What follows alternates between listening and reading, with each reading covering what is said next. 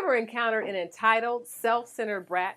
The type of person who goes through life expecting people to cater to their every need, never recognizing the value of a dollar or the importance of hard work, yet enjoying the finer things of life because they've been given to them? Don't you just love being around that person? Well, stay tuned because today I want to run a little scenario by you, and I'm curious to know what you think.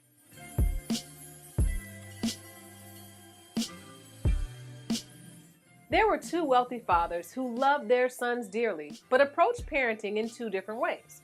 The first father determined in his heart that he would give his son everything that he needed and desired. His son would never have to lift a finger as long as he had the wealth and means to give him a better life.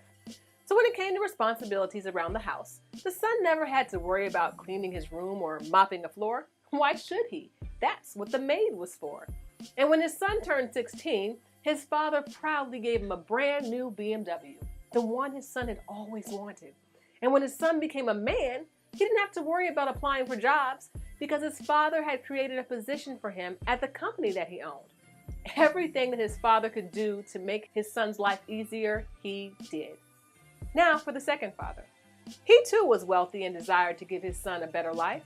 So when it came to the responsibilities in the house, he instructed his housekeeper not to clean his son's room, because that was a responsibility he wanted his son to learn.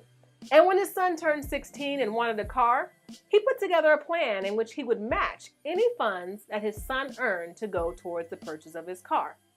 Now his son excitedly obliged and worked hard for the money and purchased his first car. Now it wasn't a BMW, it was a Honda.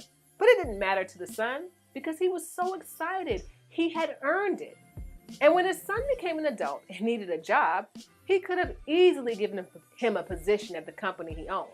But instead, he required that his son interview for the position just like every other candidate. So there you have it. Two wealthy fathers who wanted the best for their sons, but approached parenting differently.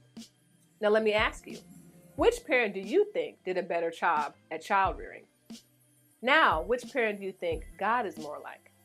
Isn't it interesting that we tend to want God to treat us like the first father, knowing that that type of child rearing can cause us to become the very spoiled brats that we don't want to be around? But thankfully, God is more like the second father in my story. He's more concerned about developing your character than he is with giving you everything you ask for. God's main objective is to get you to go to heaven, and the thing that is going to determine if you go there or not is your character. So when it comes to God, character development is everything. This is why oftentimes when you ask God for something, he makes you work for it. He doesn't give you what you ask for right away because he realizes the benefit constant fervent prayer has on your character. That's why he waited so many years to give you that breakthrough you desperately prayed for, because he was developing your character. And because God is in the business of character development, sometimes he doesn't give you what you asked for in the package that you asked for it in. And that's why if you give him a checklist of all the things you want in, let's say, a man, he just might ignore many of those things on your list and send you the perfect man for you, the one who will help develop your character. It's also why when you pray that God will open the doors for your family to go on a dream vacation to a private island sipping pina coladas. But God says, nah, this year you'll vacation locally, but the bonding time that your family will experience will be priceless. God is developing your character. And we have to remember that sometimes we're going to ask for the BMW, but instead we're going to have to work hard for the reliable Honda. My friends, God is all about character development. He's not interested in having children who are spoiled, self-centered, or entitled. It's his desire that his kids have solid characters that can withstand life's challenges. Like any good father, he only wants the best for you. So what are your thoughts on all this? Why don't you let us know by leaving a comment below?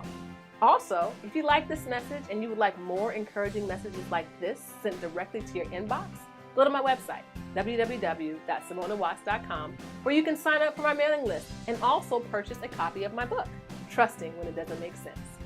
Until next time, continue to be extraordinary through him. And remember, like, share, and subscribe.